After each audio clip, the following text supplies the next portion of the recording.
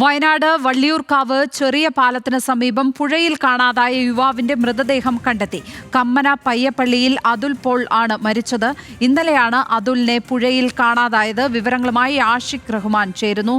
ആഷിഖ്, എങ്ങനെയാണ് ഈ അപകടം സംഭവിച്ചത് എന്നാണ് അറിയാൻ കഴിയുന്നത്? ാണ് ഈ ഒരു അപകടം സംഭവിക്കുന്നത്. കൂട്ടുകാരുടെ കൂടെ നടക്കുന്ന സമയത്താണ് ഈ വള്ളിയൂർക്കാവ് പഴയപാലത്തിന് സമീപം ഈ അതുൽ പോൾ ഈ പുഴയിൽ അകപ്പെടുന്നത്. ഈ പുഴയിൽ വീണ ഉടനെ തന്നെ നാട്ടുകാരെല്ലാം ഈ ഒരു സംഭവം കണ്ടിരുന്നു. പക്ഷേ വലിയ ചുഴി ഉണ്ടായതിനാൽ തന്നെയാണ് രക്ഷപ്പെടുത്താൻ കഴിയാതെ പോയിരുന്നത്. ഒരു രക്ഷാപ്രവർത്തകൻ ഈ അതുൽ പോളിന്റെ അടുത്തെത്തി കൈ കൊടുക്കുന്ന സാഹചര്യം വരെ ഉണ്ടായി. പക്ഷേ വലിയ ചുഴിയിൽ അതുൽ പോൾ താഴ്ന്നു പോവുകയായിരുന്നു. തുടർന്ന് ഈ അതുൽ പോളിനെ രക്ഷപ്പെടുത്താൻ കഴിഞ്ഞില്ല. വലിയ കുത്തൊഴുക്കും ഈ പുഴയിൽ ഉണ്ടായിരുന്നു. തുടർന്ന് ഇന്നലെ അർദ്ധരാത്രി വരെ ഈ തെരച്ചിൽ നടത്തിയെങ്കിലും മൃതദേഹം കണ്ടെത്താനായില്ല. തുടർന്ന് ഇന്ന് രാവിലെയാണ് ഈ രക്ഷാപ്രവർത്തനം പുനരാരംഭിച്ചത്.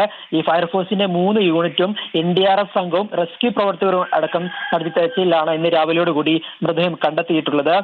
ഇദ്ദേഹം പയ്യപ്പള്ളി പൗലോസ് ബാബുവിന്റെ മകനാണ്. അതുൽ പോൾ എന്നാണ് പേര്. 19 വയസ്സ് മാത്രമാണുള്ളത്. എന്തായാലും ഈ കണ്ടെത്തിയ മൃതദേഹം ഇപ്പോൾ മാനന്തവാടി മെഡിക്കൽ കോളേജിലേക്ക് മാറ്റിയിട്ടുണ്ട്. ലക്ഷ്മി.